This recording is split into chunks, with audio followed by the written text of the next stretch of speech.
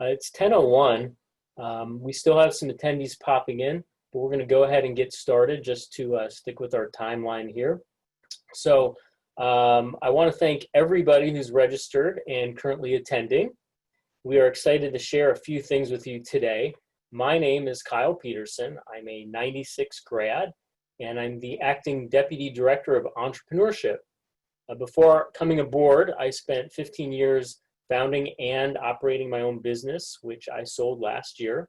And I'm super excited to be a part of the Beyond team because I strongly believe our students need exposure to innovative methods early on to help frame both their academic and professional careers. Now, before we start, just a bit of housekeeping. We are using Zoom webinar, which is different than Zoom, so you won't be able to see your face on the screen, nor will you be able to use your microphone. Only the hosts and panelists will be speaking today, and we are limiting the number of screen sharing transitions to help the webinar flow a bit smoother. We're excited to hear your questions and feedback using the built-in webinar Q&A, which you'll see at the bottom of your screen. We'll have one Q&A session for our featured guest Immerse after their pitch, and then we'll have a second Q&A session at the end featuring all questions about the Beyond program. Now, before we launch, we need to recognize some of our Beyond partners. Cedarville University is host to the Beyond program and provides the necessary technology and framework for operations. The Ambassadors Impact Network, let me tell you, they're a great group of people devoted to backing companies who are excited to shape culture through social and spiritual impacts. And also, M633, they help to keep this a free event for both members and non-members. They have a strong mission to inspire kingdom purpose companies, which fully aligns with both the Beyond program and Cedarville University. Here's a quick view of our schedule this morning. And for some of you on the West Coast, very early morning, so I hope you have a hot beverage with you. I have the pleasure of introducing our speakers today, all of whom are excited to share their roles within the Beyond ecosystem. And while you're reviewing the schedule, I want to take a moment and just recognize our elected verse, which is at the bottom of the screen. Psalm 147, verse 5. And I'm just going to paraphrase Charles Spurgeon on this. Our Lord and King is great. We cannot describe his full majesty. His power is immeasurable. For all things are possible with God, even the things that are impossible with men. His understanding is infinite. There is no fathoming his wisdom or measuring his knowledge.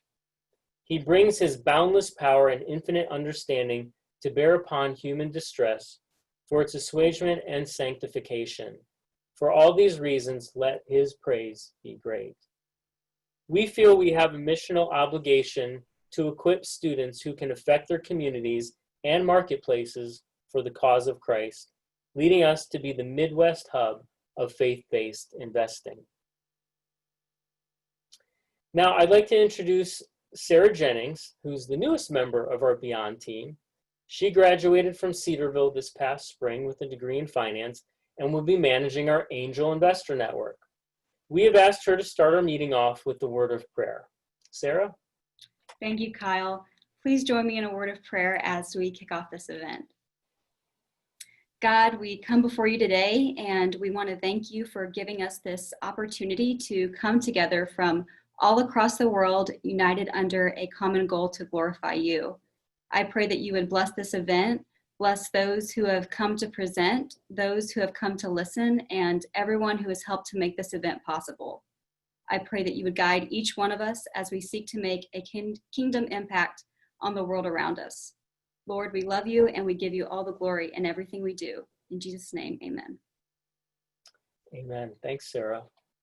Next up, I'd like to introduce Dr. Jeff Haymond, who will be saying a few words. He is the Dean of the School of Business and the Professor of Economics at Cedarville University. Dr. Haymond.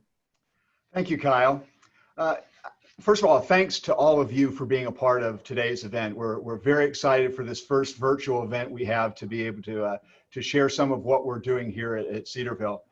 And it's a welcome respite from some of the ongoing things that are going on in the world today. the cultural slide, the kind of the chaos that seems to be reigning all around us, we need more than ever to be standing firmly on what God is doing in our own lives. And it also suggests that we need to have more biblically minded people in the world, speaking to whatever the issue is. And so we know that more than ever, we need Cedarville graduates standing for the Word of God and the testimony of Jesus Christ. And this is no more apparent than in business itself. 15, 20 years ago, business was simply trying to ride the fence, so to speak, in terms of any issue that was there. And now, unfortunately, in many cases, certainly on many of the cultural issues, business is actively on the other side of Christian values. A few years ago, columnist David French of National Review, he was lamenting this progressive drift in business, and he offered this challenge. He said, conservatives must do the hard work of institution building and institution joining, of reshaping the notion that the best conservatives are those who become activists or politicians.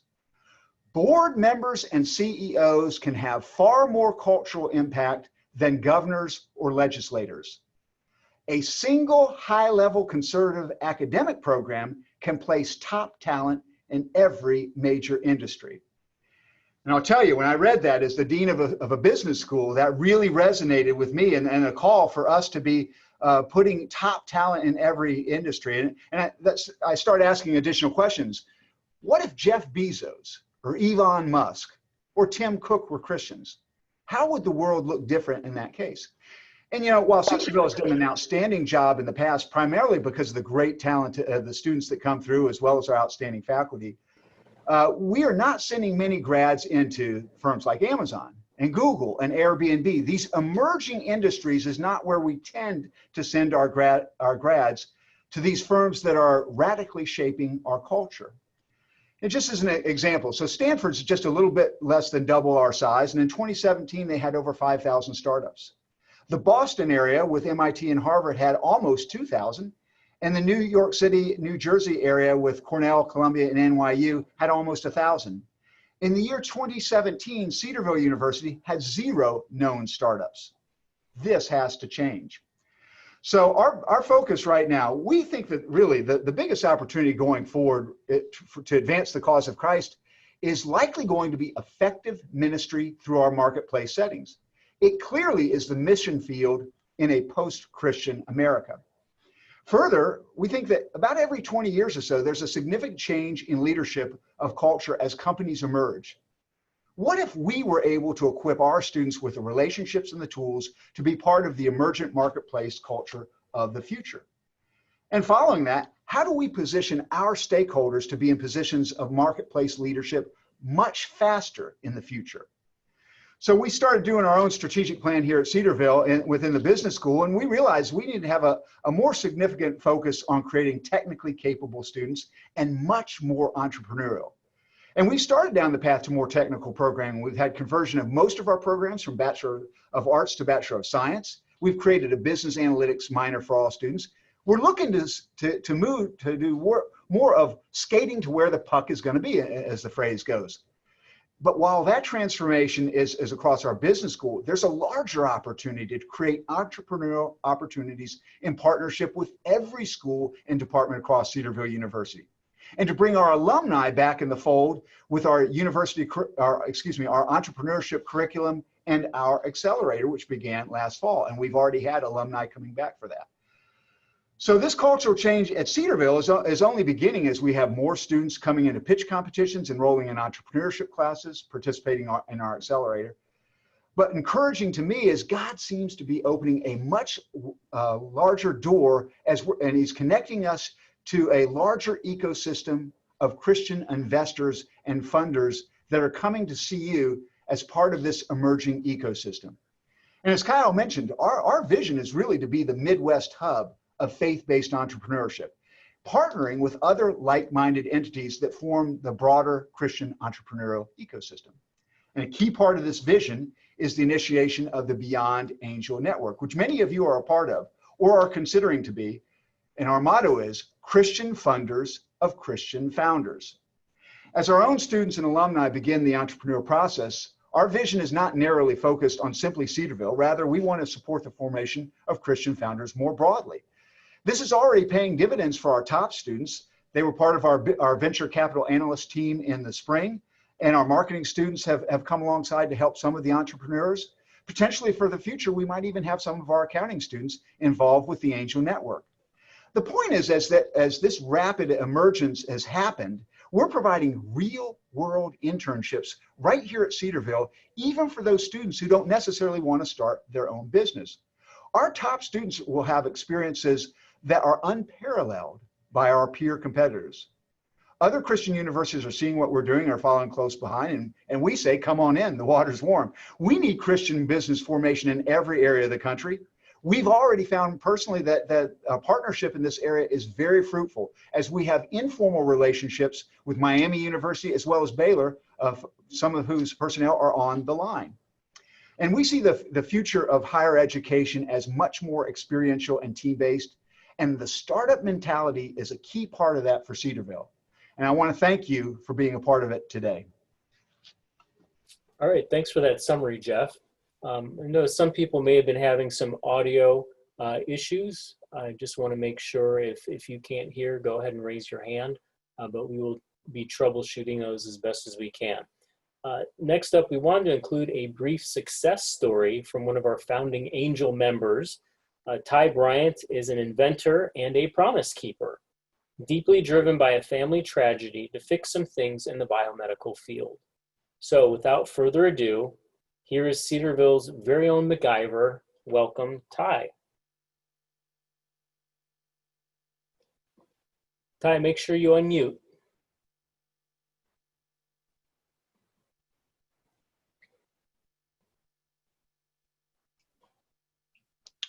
Thank you for allowing me to be a part of the founding board membership.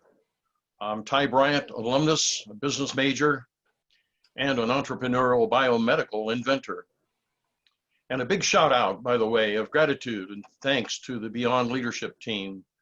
For years, I've been supporting this idea, so thank you to President White, Dr. Reno, Dick Blanc, Kyle Peterson, Dr. Haymond, and Business Dean, and Mark Sweeney, Pharmacy Dean, and also the Dean of Nursing, Angie Mickle. All of these friends of mine are supporting this endeavor, and especially the sharp students that have chosen to be a part of our mission.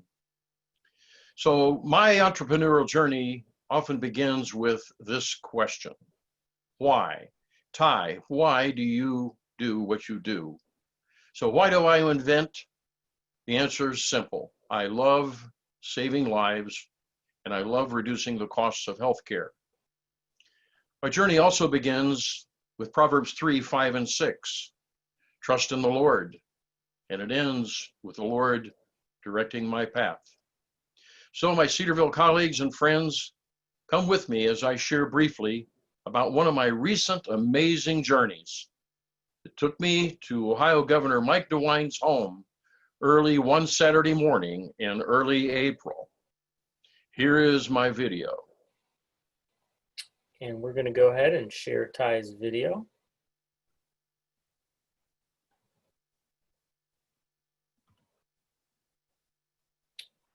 Hi, my name is Ty Bryant. I'm a biomedical inventor and founder of Visioneering Biomedical. And I want to share a good story about solving problems and saving lives during this global health crisis. The COVID-19 pandemic has caused critical shortages of protective equipment needed by those frontline healthcare workers who put themselves in harm's way to protect all of us. Here in Ohio, we have seen a success story brought about by a private sector coalition joining with state government. Partnership in saving lives, protecting first responders, and healthcare heroes in our 230 plus hospitals here in the state. As the virus took hold across our state, I got a call from a well-established global packaging firm. They asked me, Ty, can your expertise in biomedical perhaps help us introduce our PPE FDA-compliant face shield protector device? Sure, I said, I can do that. Just send me samples and I'll get busy protecting the protectors here in Ohio. As an established inventor, I was excited about the challenge to get to work on a small business solution to a huge national problem and addressing a vendor expedited approval process that also had to include an FDA certification. The solution included some face shield samples being hand-delivered to Governor DeWine's home in Cedarville early Saturday. At 8 p.m. the same day, a phone order came to me for 600,000 face shields. Then in only 5 more days, the global shipping and confirmation of the purchase order arrived for 1 million shields. Because Ohio really cares about its healthcare workers and the citizens of Ohio, I want to thank Governor Mike DeWine, plus everyone who played a part in protecting the protectors.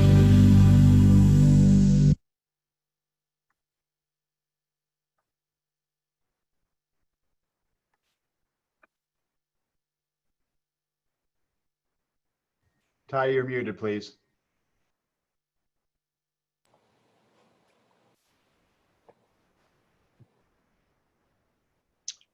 Protecting the protectors. Over the years, I've volunteered for many things, but the coronavirus pandemic challenge was one of the most demanding tasks that I've ever undertaken. Just minutes after I took those sample protective face shields to Mike DeWine, I came over to campus and parked all alone in my car on April 4th to a deserted Cedarville University campus.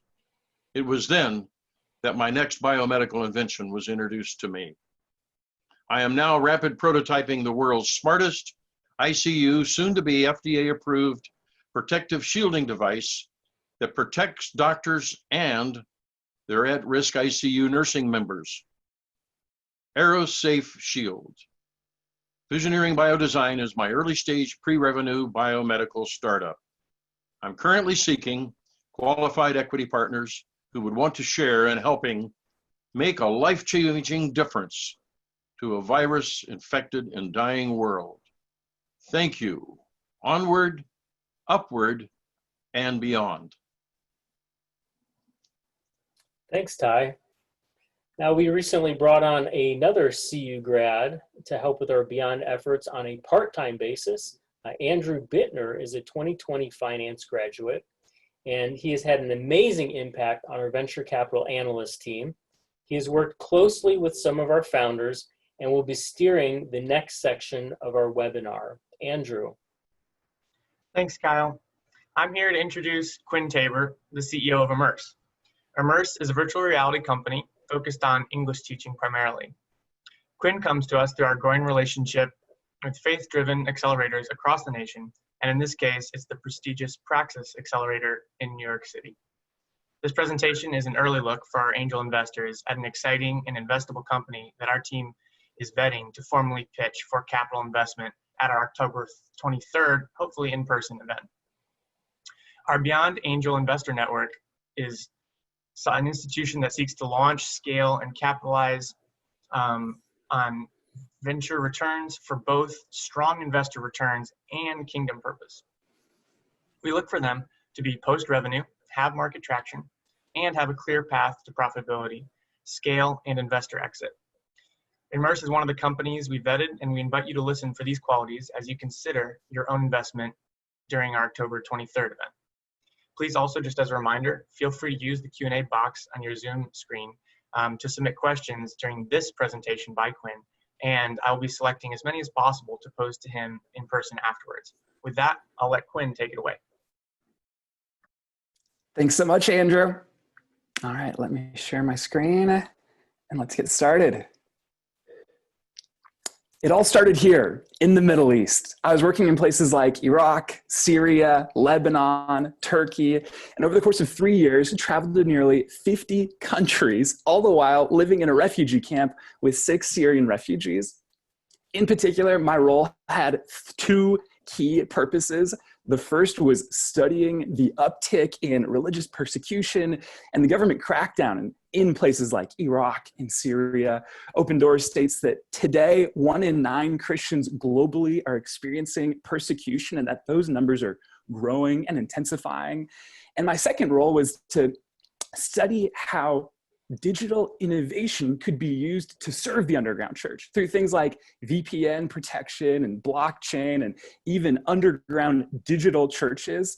But over the course of my travels, I saw again and again that the most effective missionaries weren't necessarily standing on street corners handing out gospel pamphlets. That doesn't really work in the Middle East. They were English teachers, because English teaching provides a cover, it provides sustainable employment, and most importantly, it provides access to deep relationships. And that in the 1040 window, the places that I was working, like North Africa and the Middle East and Asia, you see the largest English markets, the most money spent on English learning, and then also the largest English deficit, so that companies like VIP Kids Night Tutor Group are raising these massive venture capital rounds to serve the $63 billion tutoring market, or sorry, $63 billion English market, and in particular, the $13 billion tutoring market that connects Americans with students in these regions. And as I was processing this and seeing these big venture rounds that were being raised, I thought to myself, wait, we as Christians, we need to be doing this. This is a huge opportunity for ministry, but also to really build a sustainable and scalable company. So I moved back to the US ahead of schedule. I raised $900,000 from 4 key angel investors and started to build a Skype tutoring platform that connects American believers with students in these regions, but saw that it's a competitive market right now. The customer acquisition cost is really high. So me and my co-founder, we went back to the drawing board and discussed, okay, how can we really differentiate? And we landed on virtual reality. Because of all of the massive R&D budgets that companies like Facebook are pouring into advances in new headsets and hand tracking and neural monitoring. And then the way that pedagogy experts are showing the best way to learn a language isn't just in a classroom, but it's going to the actual location, walking in a virtual Times Square or down a virtual Hollywood Boulevard is now possible with an American teacher, which really boosts learning. But then lastly, VR is anonymous, it's private, it's totally secure, and thus it can be an incredible tool to aid the underground church for all of these key reasons. So me and my co-founder, we did it. We built the first virtual reality platform that connects teacher and student live in these immersive environments. We have constructed the first pedagogy and curriculum that facilitates language learning. And today we're still the first and the only platform at all focused on language learning in this immersive context.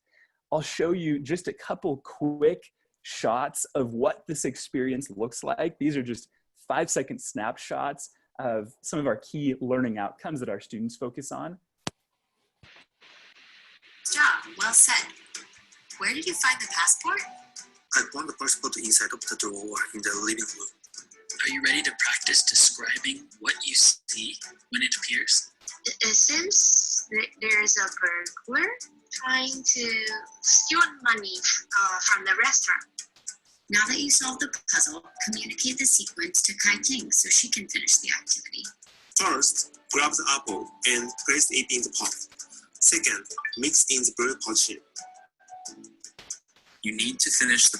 I'll stop there just for the sake of time, but there's numerous other ones that I can share with you guys really easily.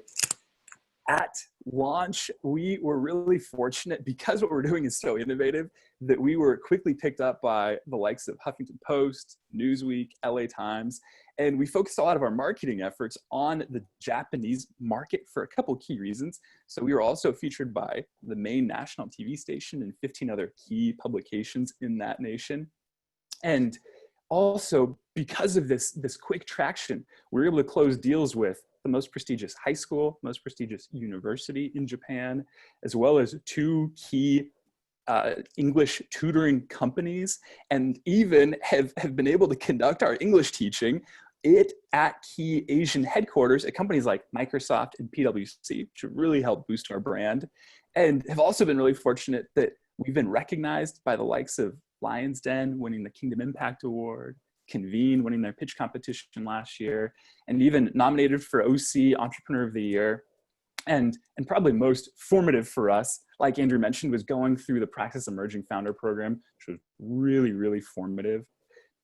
But in the midst of some early and really exciting business success, our team has been equally fulfilled by the ministry outcomes that we're able to achieve because of this really unique technology that we're innovating in. The first being all of our English teachers today are former missionaries to places like China and the Arab Gulf.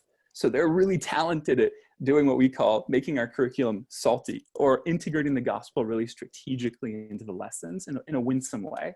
And when a student expresses an interest in maybe hearing more about the gospel, we're even in closed countries setting up these underground virtual churches, which is really, really innovative. And it allows a local pastor to congregate with the members of his church in a virtual church building with a live sermon and live worship. And we've even done baptism virtually in these spaces, which is really poignant in a country like China or Saudi Arabia, where there is that government crackdown. And what we learned quickly, though, was in order to keep the business entity really safe, we had to separate a lot of our ministry outcomes that we were seeking to achieve. And we did that by creating a separate 501c3 with its own paperwork, its own donors, its own staff. The staff are using all the top security protocol, even using aliases so that they can't be tracked. But the cohesion between these two entities has created almost a flywheel where the ministry side is focused on mobilizing and training American Christian teachers that then are connected in our platform, which is a huge cost saver for us and really allows the business to stay focused on building these amazing virtual experiences. But then when a student does express an interest, our staff, they're really well trained to say, oh, you want to learn more about Christianity? We're a business, we can't get into that. That's against our policies. But we'll connect you to these guys over here and they'd be really happy to follow up, even in VR. So then we can hand those students back off to the ministry for them to be discipled and ultimately plugged into a local church. The way that we're able to do this, we've got a really unique team. Dylan, our lead VR engineer, has some pretty rare skill sets in VR networking, and as well as creating gamified learning experiences in VR, which are two specific needs. Ed has 10 years in 3D modeling, so he's able to build some really top virtual scenes. Jacob combines curriculum design and UX experience to boost student engagement. And then Christian and Kazu, with their international sales experience, has made kind of the team really well-rounded. And then for us as a VR company, it's such a new space that myself and all my peers, my fellow VR founders, we're constantly innovating on how to go to market and how to really become profitable. And for us, how we've done that is our VR classroom kit, where we package 5 headsets with our software already uploaded on it and focus on licensing that to key educational institutions, schools, universities, tutoring centers. And for us, it's $1,200 to put this kit together, but then, like I said, we charge $1,500 a month beyond that. So it pays off really quickly. And there's some key benefits there by going B2B, where originally we were thinking we were going to build a big B2C business model, but by focusing B2B, we've been able to save a ton on marketing and advertising costs. It's really lowered our operational headache. And even these key educational institutions, they've been so excited about our technology that they've asked to pay to upload their curriculum into virtual reality, which has helped us really quickly build our curriculum database, which is also a major cost center for most companies like us. And then especially in Japan, landing those key brands early has really helped add to our credibility. But of the different market sectors in English tutoring, the one that of late we've been most excited about and see the most potential in isn't just the local high school or university. It's these key English tutoring centers, brick and mortar, really traditional, that have been around for a long time, where they actually have students come into their facility and meet with an American, somewhere like Shanghai or Tokyo. In the case of Berlitz, they have 547 of these centers globally. They've been around for 140 years. They do $500 million each year. But guess what? They have zero technology. They know that they need to be innovating. They haven't at all. So even adjusting to COVID has been a pretty painful transition for them, because just to try and implement video calls between their teachers and students, they've never done. But if we focus just on the top 40 brands in this English tutoring space, we'll have access to nearly every nation, every major city. Within that group, we've calculated there's 2,200 tutoring centers that if we can place our VR classroom kit in each of their classes, we could do $178 million a year. Hopefully that's the goal. But that would really allow us to scale quickly. And they want us desperately. We've had a series of pilots before and during COVID, because they know that they're being disrupted by the likes of these Skype tutoring companies that cut costs and make it even easier. And they want something that's physical in their brick and mortar spaces, because they have all of that capital expenditure already. So they're trying to build a unique experience that brings students back to the classroom, as well as there's so many of these brands now that it's been really hard for them to differentiate. And to bring an American teacher to Japan is really costly. The marketing cost to acquire them, the travel stipend, the housing allowance, the visa fees. So for us to offer this really innovative technology, as well as a pool of teachers that we can then charge for, will save on average 30 to 35% of their biggest cost, the teacher, the labor cost. Lastly, why they've said they really want our technology is they know that their lessons in the 21st century just aren't cutting it. They need something exciting and thrilling and new, and we can provide that through this partnership. Digging into our financial model, pre-COVID, we were hovering right around profitability, hitting all our major milestones.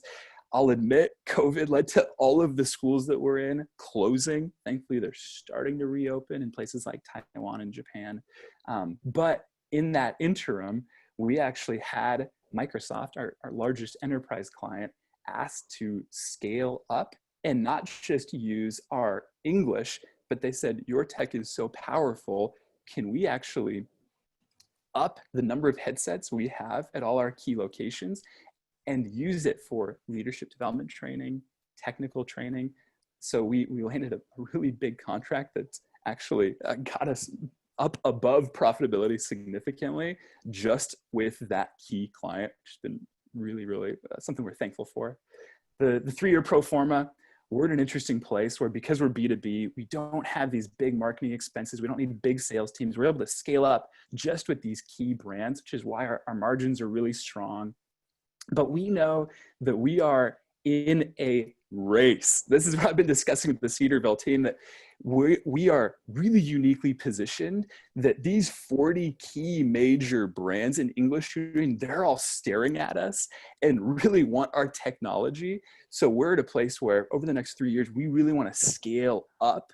But in order to do that, we need to raise this Series A. We're looking to raise $1.5 million to beef up our engineering team, product team, our curriculum team. Like I said, thankfully, we don't need to scale up sales and marketing too much.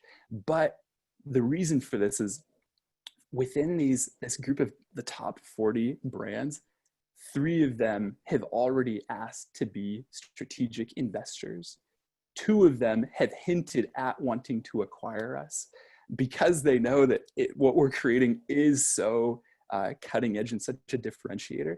So with this Series A that we're looking to raise, our goal is in 2 to 3 years to be acquired, in particular in VR at that 10x multiple like most of our peers are getting, if not even higher, because we anticipate these key brands almost bidding over us, wanting to have sole control of the VR technology. But the thing that still really excites and fulfills us is at acquisition, yes, it'll be an exciting liquidity event, but because our nonprofit is carved off and separate, the ministry won't die there. It will continue to be able to source and train and place teachers in all of these key partnerships that we've developed for ministry. And even some of our engineers that are believers will be able to continue to help on the side serve the underground church through VR discipleship and church planting. So If you are interested in partnering with us as we revolutionize the way that languages are taught, but also revolutionize the role of missionary and discipler and church planter, we would love your help. I'd love to get in contact and discuss it more. Thanks so much. Thanks so much, Quinn. Man, I get excited hearing you talk. Thanks, We brother. vetted a lot of companies for the March event that, because of COVID, got canceled, and I've got to say I'm a little biased. Yours definitely was most exciting to me, but glad you got a chance to talk. So we're going to address any questions that come up now. Please, again, use the Q&A. We have a few minutes here for grilling Quinn on his life project here. So we had one here. We're going to pop in here to you, Quinn. Are you ready? Yeah. All right. Can you address the legal concerns with underground activity? Yeah, that's a really good one. Thankfully, my experience, I was a missionary kid in the Middle East as well. My parents were still in ministry in the 1040 window. There's a lot of best practices there that I would be happy to really dig into offline. But some key ones is because we have a totally separate entity, there's no tracing between the business and the nonprofit. Everything's completely separate. Each of our staff, they're really, really careful on the ministry side, in using an alias. We even have a shell company like a lot of ministries do, so they can't even trace where the teachers are coming from on the ministry side. So there's, like we like to say, 3 or 4 break walls if someone were to recognize the ministry that is happening between that key discipleship relationship all the way back to the business. So it's really well protected. That makes sense. Thanks. We got another one here. Just generally speaking, what does the competition look like? Yeah, great question. So there are 3 or 4, what in VR we would call like indie game designers. So just individual sole proprietors that have created their own English learning apps. I won't discredit them too much, but it's just single guys. They haven't raised any capital. They don't have developed teams. So we are far beyond that. The only maybe potential competitor that you could compare us to is the Skype side. But with these brick and mortar tutoring centers, they are really focused at, like I said, bringing technology into their facility, which Skype wouldn't do. And because VR is a hardware in nature, our partnership is really ideal and solves their biggest problems. So we actually don't consider the Skype companies a pure competitor, but instead just someone in a larger network. That makes sense. And having worked with you and then looked at the competition, I can see what you're talking about there. Yeah, thanks. Another question here, there's kind of a group of questions that are all kind of saying the same thing. Yeah. Is there a way that you are protecting your tech? Is there a trade secret or patent in place? Yeah, good question. So we have patent pending on how we go about our curriculum integration into VR. The tough part, and we've worked with 2 or 3 patent lawyers, is they've said that it's almost impossible to get a patent on the inherent software that we're building. All of the VR patents are going to the hardware manufacturers. But we do have, from our methodology, all of that protected. And then I will say, thankfully, our CTO is really brilliant. He's been able to do 2 or 3 key things that other major VR players haven't been able to figure out, like that networking between teacher and student, where we can have up to 5 students in a class, maybe even up to 8, which is some really complicated engineering. And then on the actual gamification side, what he's done is also really complex. Unfortunately, it's not patentable, but we haven't seen anyone else able to do it. Thanks. So here's a question that I know you put a lot of thought into. Are you focused on the Asia Pacific market and Middle East, or do you have the ability or the ideas to focus on other smaller markets around the globe? Great question. Yep. So up until this point, we've focused where these key tutoring centers are concentrated, which is East Asia, right? The 5 or 6 major economies there. And then interestingly, The second largest market is the Arab Gulf. And that's part of kind of the inception behind this whole story, that my experience there is where I was really turned on to how large the market was and how much opportunity there was.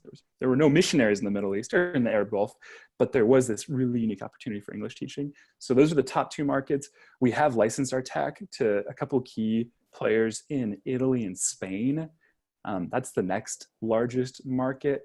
What we've seen in South America or India is that our price point, because it's high end, we haven't had the same success. So we're kind of focusing on East Asia, the Arab Gulf, and Europe right now.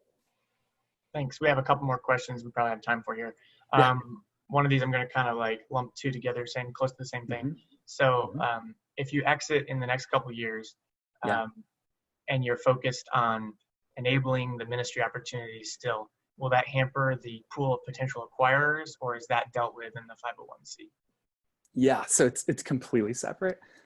My initial investor required that I allocate 100% of my time to getting this business going and off the ground, and it continues to be that way. So I'm exclusively focused on getting to that liquidity event. The director of the ministry, Leo, he's going to be able to maintain that ministry separate of Immerse long term. But like I said, all of our focus and time is on building the business right now. That makes sense. So let's go for one more question here. This is just about you. I think I know the answer to this one. You can probably answer this pretty quick. I didn't see a CFO in your leadership team. Can you clarify? Yeah, good question. I studied finance in college. Even then, we do have 2 advisors that have major CFO experience that have helped significantly. And my plan tentatively is I have a couple of fractional CFOs that I anticipate bringing on post fundraise once we have more capital. Thanks, Quinn. Any last words of goodbye? Yeah, thanks so much. Really appreciate everyone's time, but then just big applaud to everyone at Cedarville. You guys have been really, really formative in helping me even craft my pitch coming up to this event. So really, really grateful, you guys. Thanks, Quinn. Back to you, Kyle. Great. Quinn, before you duck out, would you mind sharing your email so people can hold it? I wonder if I'll do this one more time just so that you see it.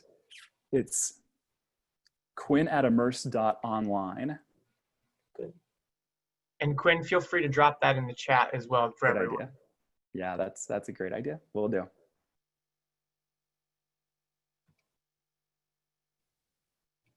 All right. Thank you so much, Andrew and Quinn, handling that part. Our final part of the webinar will conclude with a Why Beyond presentation by Dick Blank. He's the executive director, but due to some unforeseen connectivity issues, the presentation will be actually given by Dr. Haymond. So for those of you who want to stick around after the webinar to ask questions, we'll be here for a little bit. But without further ado, I'm going to go ahead and turn this over to Dr. Haymond. Thank you, Kyle. I'm honored to be a part of this, representing Dick.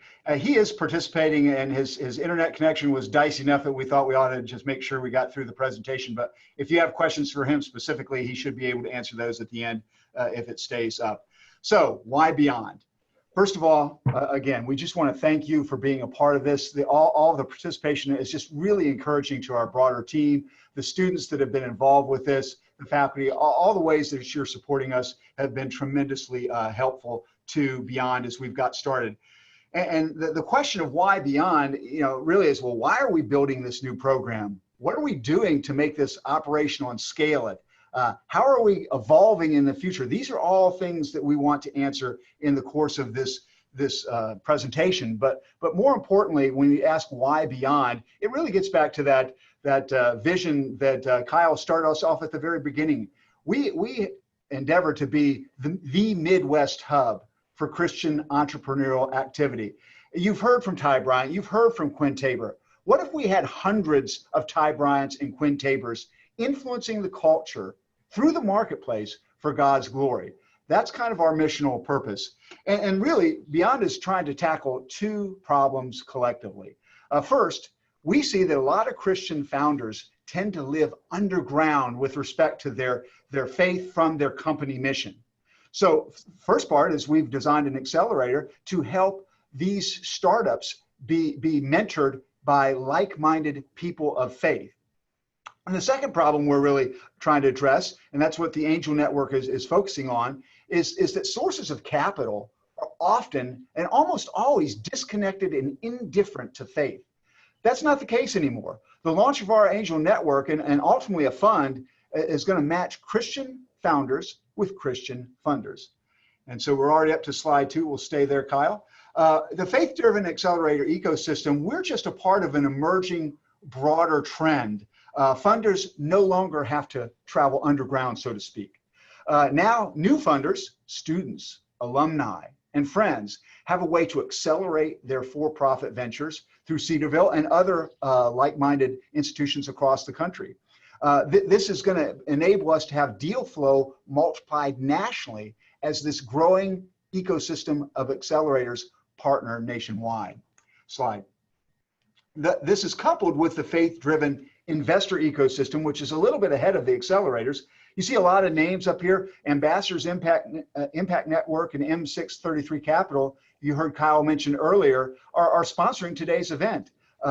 We likewise have relationships with Eagle Ventures, Lions Den, Sovereigns Capital, all developing in this emerging ecosystem of the potential to share deal flow, show interest in potentially syndicating.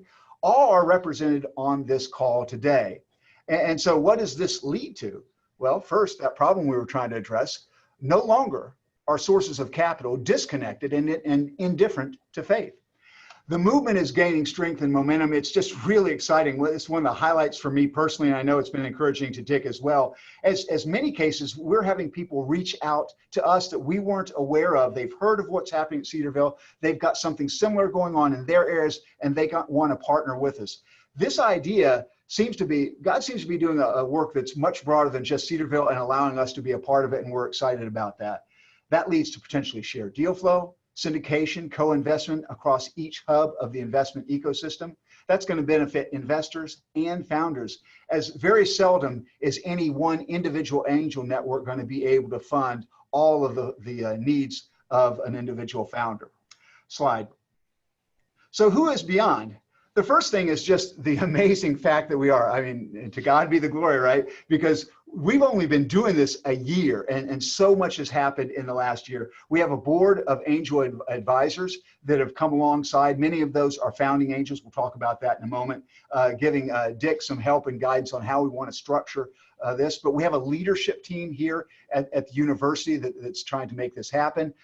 Dick, as we've heard mentioned, is our executive director of the Beyond program. I, as the dean, am actively involved, but we have other faculty involved, but Jeff Guernsey is doing yeoman's work, especially with the venture capital analyst student team that we had last year. Kyle, as the deputy director, is providing the day-to-day operations to make this happen. And you heard how we just were able to bring Sarah online to help manage the Angel Network.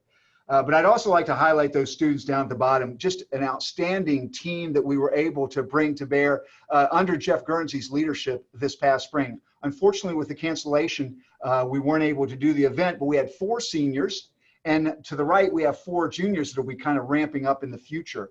These 4 seniors, you've already heard from Andrew. He's headed to JP Morgan Chase. Cam Peak is headed to One Team Marketing. Wesley Brooks to Chase Bank. David Sinkonis to Caliber Home Loans. In this tough environment, all of them got good jobs because they were able to have the experiences and the talent essential to be picked up quickly. We expect this to continue with the top students that we have in the future. So what's the benefit of having Beyond at Cedarville? That's another part of this question. We believe that there's a structural advantage of being in a university setting. We have access to the talented faculty, talented students. We have a strong affinity network of alums, as well as friends that are aligned with Cedarville's mission. And that's what most of you are that are on the net that may not have been actively involved in this in the past, but are thinking about coming along because you're one of those alumni or friends today. So thank you for that. If we've been able to accomplish this in just a year, I'm super excited to see what we're going to do in the coming years. Slide, please. Slide 5, financial return and kingdom impact. What will we be investing in? Andrew's kind of already alluded to this, but we're looking for strong investor alpha returns and kingdom impact. So if you look at the kingdom impact in the slide here, some of the dark blue shaded rays, the baseline minimum is you have to be a Christian. Not surprisingly, given our missional focus here.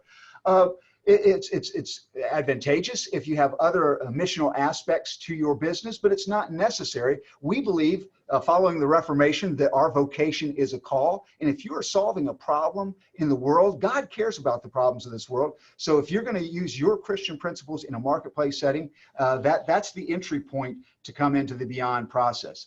But likewise, if you look over in the bottom right, the financial return, we're looking for those that are going to have high potential payoff. Average angel investment often yields 2.5 times initial capital. There's no reason why we shouldn't be seeking those kinds of returns as well, because those kinds of returns are precisely what we can do to roll over and fund other Christian entrepreneurs. So we're looking for high performance payoff returns. They've got to be post-revenue, path to profitability. They've got to have shown clear market traction and have had to have a significant thought about what their exit strategy is. And so those are kinds of the keys that we're looking for these missions that are going to go forward. We're trying, to the extent we can, to take part in 2 mega trends that we see in the 2020s. You're probably aware of some of the ESG kind of social goals that we have for Business Day. Purpose-driven companies and profits is the buzzword, even in the secular world. How much more so for faith-based investment, trying to put biblical values in the workplace. So we think that that's going to be very consonant with high profit as well. We think if you run your business effectively according to Christian business principles, you're going to do well. Also, we're focusing on a new technology renaissance. We're already seeing it. Post-COVID world, there are going to be technologies that are going to help deal with the adaptation that's ongoing. We saw some of that today with Immerse and virtual reality as being ways to enhance the future. So those are some of the firms we'll be looking for. Slide, please. So the investment process summary, we know, not just because we know, that we're part of the Angel Capital Association and they've done a lot of research on this. We know what makes an angel network successful. We've got to have more due diligence. We've got to have diversification to have healthy returns. We've got to have patience with investments, not exiting too quickly. And we've got to have angel involvement and mentorship of the founders and companies. That leads to success. And that's why on this chart, you'll see our process is heavy with the entry and review process. And then on the backside, we want to ensure that we have angel talent to provide value-added advisement to the founders. And this gets to where what I was referring to earlier, this structural advantage of being in a university comes to play. We not only have alumni and friends with significant business credentials to mentor firms, but we can bring outstanding finance students involved in the due diligence process to curate deals. We may have potential involvement with marketing students and accounting students in other phases of the program. That's where we're going to really apply a hard look at some of the ventures as they come in to make sure that we curate and provide deals that will be very investable. It goes through the process, as you see, of going through a screening committee. Those founding angels, many of them are part of our board that decide on which of those firms actually bubble up to the top to invest in. And then in the investment event itself, we've got a lot of outstanding angels across the community that will be asking those good questions to make sure that we're investing in wise things. And then we'll just, at that point, really, the angels will begin their due diligence process to find out those investable opportunities.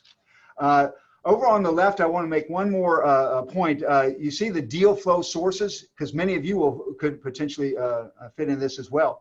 We're going to be doing scouting on our own, of course, Sarah, Dick, others. But angels will be referring Christian entrepreneurs to us.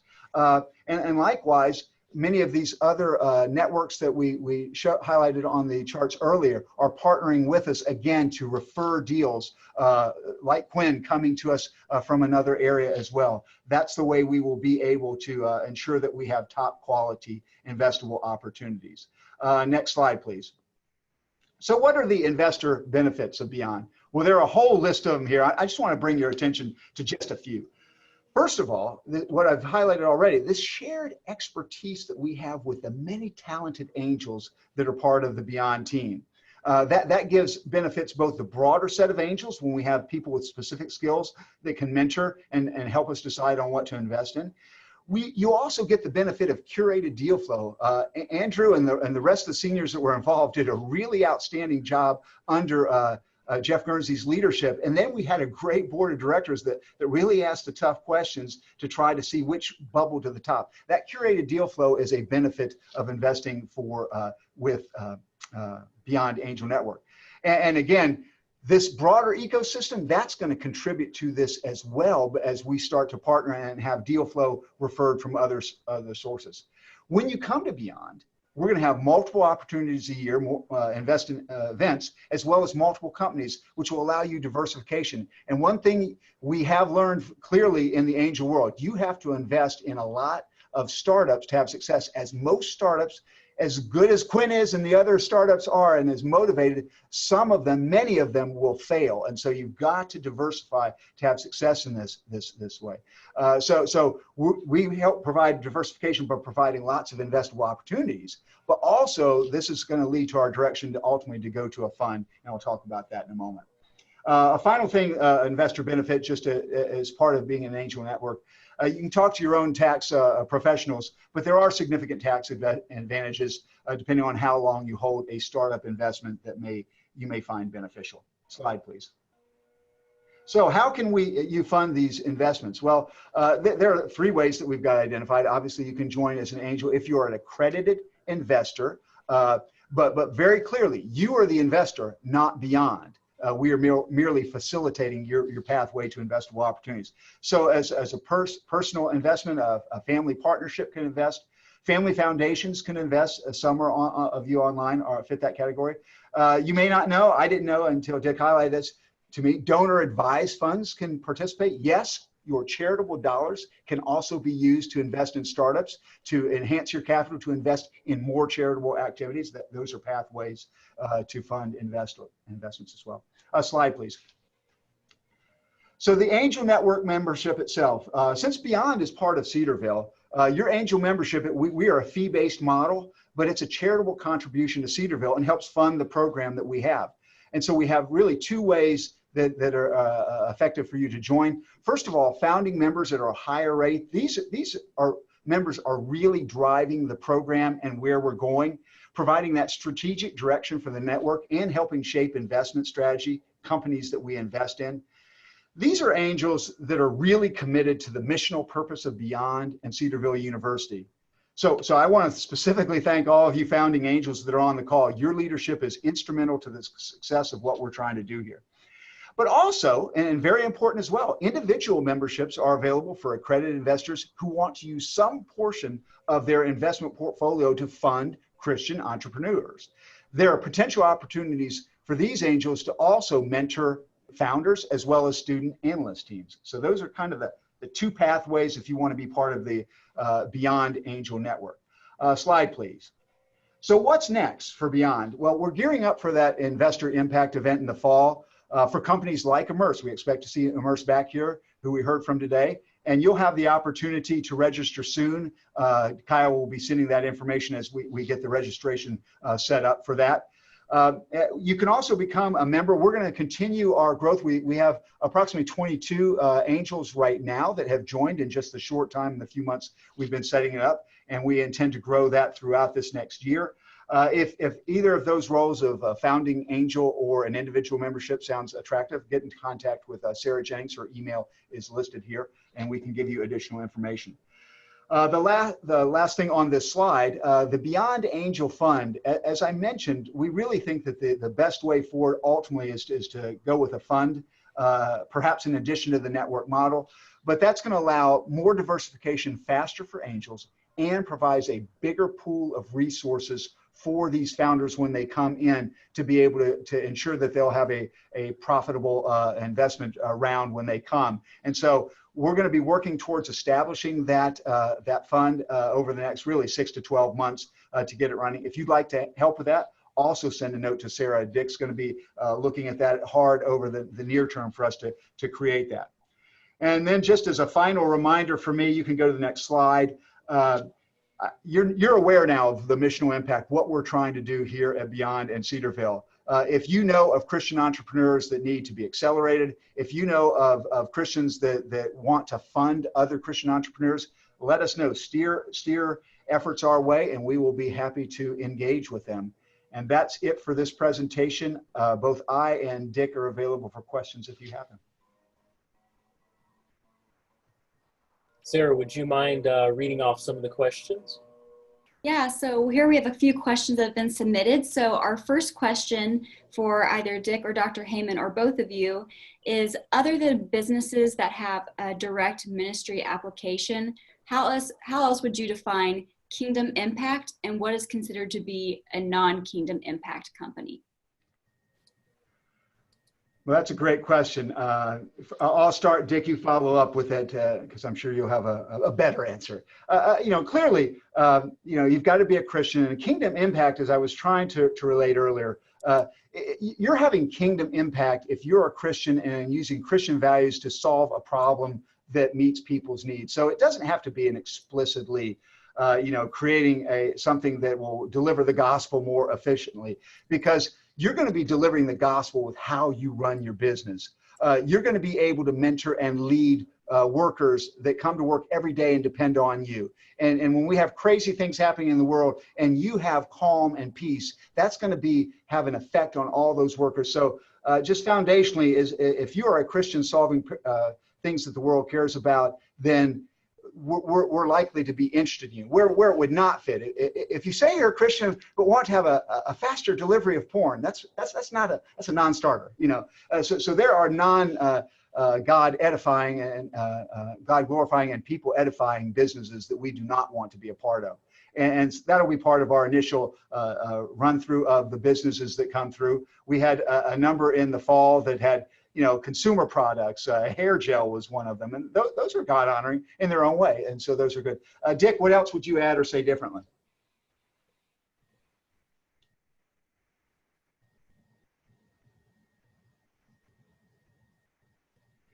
There may be a good reason why I gave the presentation. He may have actually dropped off. Next question, Sarah. Yeah, so the next one we have is, does Beyond require the entrepreneurs that are potentials for investment to be active Christians? Yes. That's the starting point, as we had on that one chart. You could go back. Why don't you, based on these two questions, Kyle, could you scroll back to the chart, chart 5? One more, chart 5, please. No, mine's says chart 5, but there you go. Thank you. So the minimum entry point, that blue and below, is you've got to be a Christian entrepreneur. There are businesses that are doing things that are not Christians. They're doing good work due to God's common grace, but we're not interested in helping those kinds of businesses. There's plenty of investor opportunity and sources for those businesses. So we're specifically looking to put Christians in positions of leadership sooner. And so that's why the minimum is you have to be a Christian to come in. You don't necessarily need to have been a Cedarville graduate, but you could be. We would love to have you. We want to grow many of those. So that's the baseline. You can keep this chart up as the questions. Maybe that will help. Further questions, Sarah? Great, thank you. All right, so our next one for both you and Dick are, as you mentioned, we're seeking both kingdom returns and financial returns. So will Beyond consider below market returns if the kingdom impact or kingdom return is high? Well, those are always going to be on a case-by-case basis. The board will actually make those decisions that which ones are actually going to go forward. That being said, we think it's a false dichotomy to think you have to choose. We think there are going to be plenty of good investable opportunities that will also have high kingdom impact.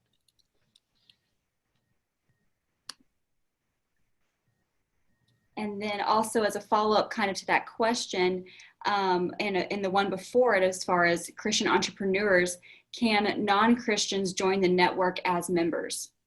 We're really not looking for there's nothing legal that would prevent that, but that's not our model. Our model is what we said early, Christian founders of Christian, or Christian funders of Christian founders, excuse me. Because part of this is we're really trying to connect, when tough decisions need to be made, we want to keep the gospel purposes, however that looks for that company, sustained, because they don't have to worry about the investor or the mentor being someone that is not aligned with them. That's precisely what we're trying to overcome. So that's not a direction we will be pursuing. Thank you. All right, are there any other questions? I think we have time for one or two more.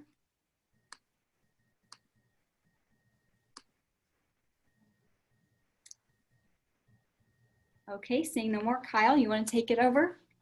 Sure. I'm just going to go ahead and leave it on this screen for those that want to contact us. I may have seen one pop up in terms of when our applications open.